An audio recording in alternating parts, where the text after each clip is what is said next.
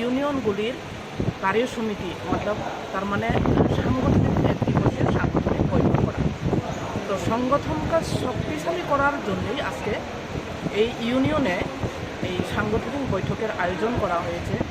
এরকম করে প্রতিটা ইউনিয়নের কার্যকর্তা নির্মাণ এবং সংগঠনকে মসৃণ করে গড়ে তোলার লক্ষ্যে সমস্ত ইউনিয়নে আমরা জুন এবং জুলাই মাসের মধ্যে এই এক দিবসীয় কার্যক্রম আমরা করার একটা সিদ্ধান্ত আছে। তারপর এই ইউনিয়নগুলি আমাদের অভ্যাসবর্গ করা হবে।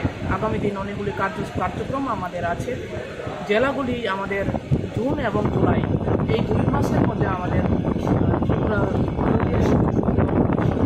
জেলা আছে, জেলাগুলি নতুনভাবে আমাদের গঠন করা, ইউনিয়নগুলি নতুনভাবে গঠন করা এবং সংগঠনটাকে মজবুত করে দেলে সাজানো, এটা আমাদের সিদ্ধান্ত গৃহীত হয়েছে।